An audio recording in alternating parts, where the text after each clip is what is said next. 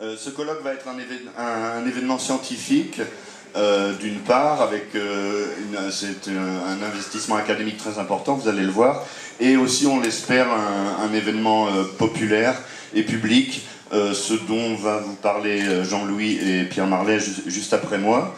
Moi, je vais vraiment vous présenter ça très rapidement, mais avant tout, remercier publiquement, officiellement, les amis de RG et le président Philippe de leur soutien, parce que c'est les amis de RG qui nous ont donné la première pierre de l'édifice qui s'est construit après, en particulier financièrement, et c'est grâce à eux que la machine s'est enclenchée et que nous avons pu pérenniser l'affaire il y a déjà plus d'un an.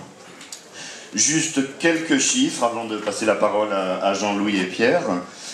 Donc ça va durer 4 jours, les 17, 18, 19 et 20 mai à l'université de Louvain-la-Neuve, l'université catholique de Louvain et au musée Hergé, et ce donc 110 ans exactement après la naissance de Georges René.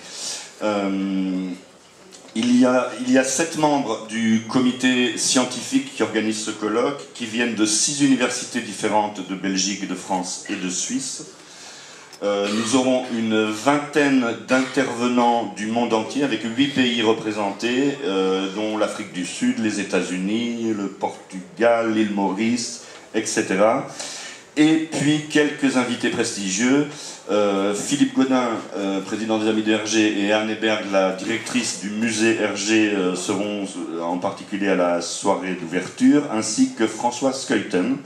Et puis pour le dernier jour, nous aurons le dessinateur Kroll, Benoît Peters, Yves Sant et Yann Battens. Voilà, et je passe la parole à Jean-Louis pour l'aspect académique des choses.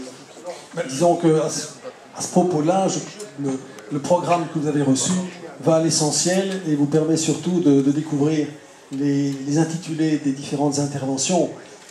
C'est clair que les thèmes, ce sont des thèmes incontournables. Il sera question d'espace, il sera question de temps. On va aussi bien évidemment réserver des moments et plusieurs moments pour une approche de l'œuvre, de ses spécificités formelles bien évidemment. Alors moi je voudrais revenir sur quelque chose qu'a dit Olivier. C'est vrai que nous sommes très contents. Nous avons lancé l'appel comme pour tout colloque. Et finalement, les réponses ont été très nombreuses. Et au-delà de la qualité des intervenants, ce qu'on peut dire, c'est que ces intervenants viennent du monde entier. Ce sont ceux qui, en fait, attestent une fois de plus le fait que l'imaginaire hergéen collectif, il est bien mondial. Et les intervenants, nous venant eux aussi, justement, de ce monde entier, un peu de partout. Hein. Je pense qu'on a un intervenant qui vient d'Afrique du Sud. C'est vous dire qu'on va en faire des kilomètres pour venir parler de Hergé à Louvain-la-Neuve.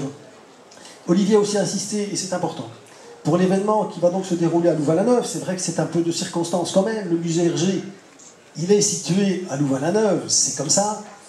On a déjà eu l'occasion, quand je dis on, c'est vrai, je pense un peu à l'équipe de recherche que je dirige à Louvain-la-Neuve, d'organiser des manifestations qui étaient centrées sur l'œuvre de Hergé. Ici, c'est quand même une première manifestation vraiment importante qui va se dérouler. Alors, c'est vrai que vous aurez l'occasion, si vous nous faites le plaisir d'être là, de voyager un peu entre le musée Hergé et la faculté de philosophie et lettres, arts et lettres, qui est située à quelques dizaines de mètres du musée, donc ce sera somme toute assez facile.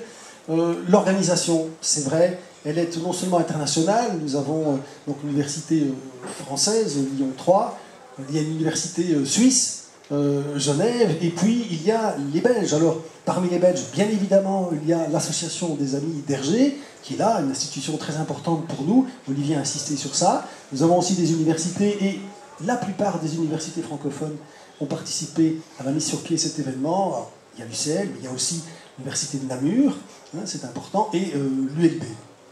Bref, voilà, je crois que de voyage, il en sera question pour les intervenants, mais aussi pour la thématique, une des thématiques essentielles de ce colloque. Et je passe la parole à Pierre. Bien évidemment, je rajoute qu'il faut aussi qu'on remercie publiquement ici le musée Hergé et la société Moulinsart qui nous soutiennent et nous aident sur cette affaire. Alors, très brièvement, moi je suis très heureux à titre personnel de ce colloque, puisqu'il essaie de concilier deux choses. Il essaie de concilier la recherche académique, et je trouve que c'est vraiment très important D'ailleurs, c'est quelque chose qui me tient à cœur, moi, ancien romaniste, qui ai pu faire mon mémoire sur Hergé, donc c'est quelque chose qui est, je pense, très important d'avoir une reconnaissance académique universitaire avec énormément maintenant de travail de recherche qui se fait autour de Hergé, on ne les compte plus, et de marier ça quand même avec quelque chose de plus grand public, de plus qui puisse se concilier avec un public moins académique et qui soit ouvert dans le cadre d'un musée avec des événements, donc aussi bien le mercredi que le samedi, cet objectif justement d'ouvrir un peu, donc de ne pas avoir une université qui travaillerait en chambre en recherchant entre académiques et entre spécialistes, et puis à côté un grand public, donc il faut essayer de concilier les ponts. C'est évidemment, moi à titre personnel, quelque chose qui me tient à cœur, puisque j'ai toujours été aussi un amoureux de Hergé, mais je suis, comme Philippe l'a rappelé, journaliste, donc peut-être que ça vient de là, hein, peut-être que j'ai trop lu Hergé quand j'étais petit, et que j'ai rêvé de ce que pouvait être un reporter, même si la réalité, c'est pas tout à fait ce qui se passe dans les bandes dessinées. Mais en tout cas, encore que c'est aussi en France, ça commence aussi à être aussi, aussi surréaliste. Donc simplement, je pense que c'est vraiment très intéressant de pouvoir concilier ces deux aspects pleinement, et donc voilà pourquoi on vous donnait rendez-vous, et c'était important de prendre la parole aujourd'hui. On en remercie Philippe pour justement parler de ce colloque qui se tiendra, comme l'a dit Olivier, 110 ans exactement après la naissance de Hergé, donc entre le 17 et le 20 mai prochain. Voilà, merci beaucoup.